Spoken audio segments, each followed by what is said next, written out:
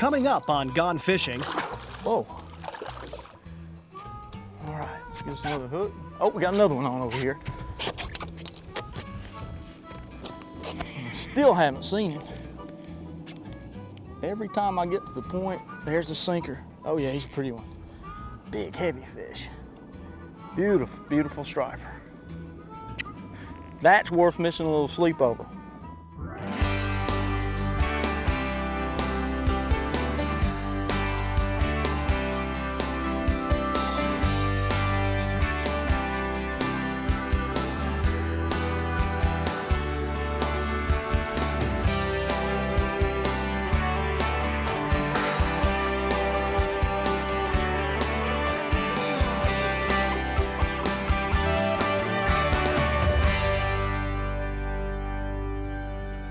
Hi, I'm Captain Mac Farr, and I want to welcome you to Gone Fishing. As you can see, I'm almost out of daylight. We're going to do it backwards today. It's almost dusk. We're going to fish into the evening. We've got some blueback herring, and we're going to try and catch some striped bass. Our friends at Hydro-Glo have been kind enough to give us their new technology, the Hydro-Glo Fish Light, the green light. Great for attracting bait and some game fish. Lots of stripers. You're going to like this.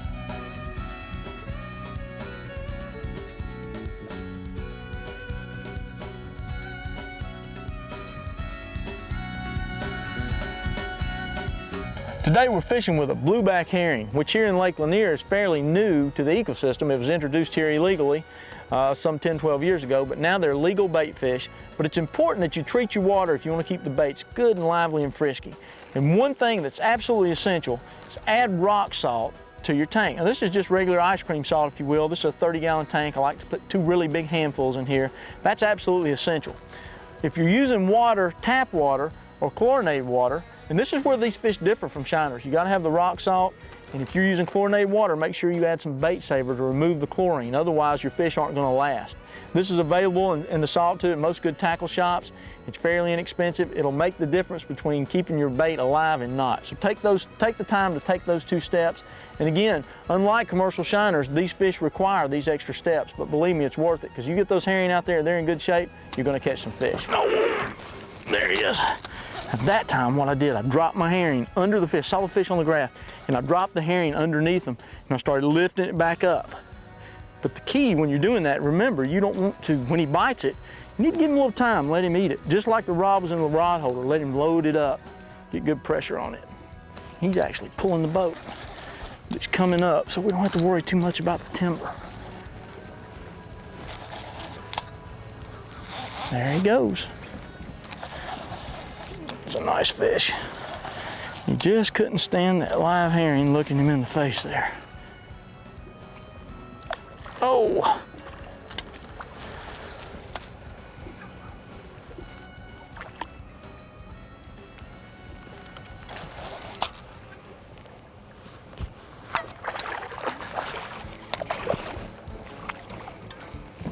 All right.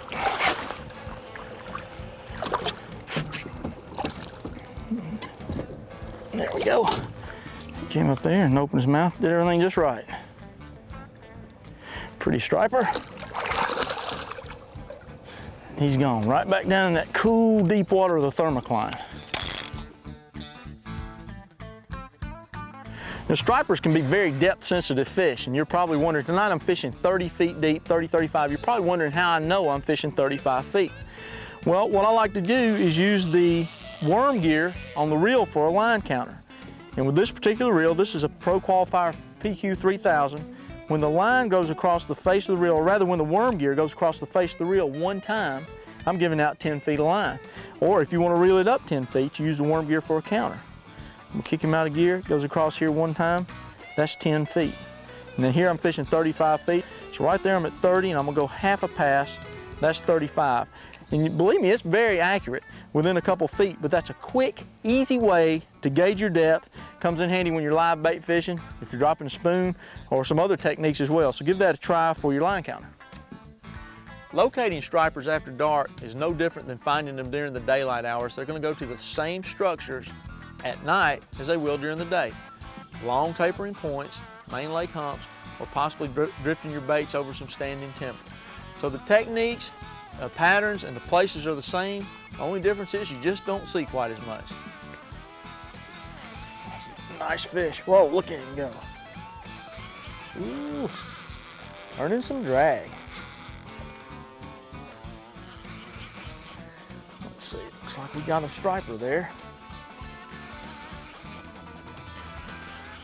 Well, he's about to get tired. Whoa, as soon as I said that, there he goes. Come on up here, fish. Fish got different ideas.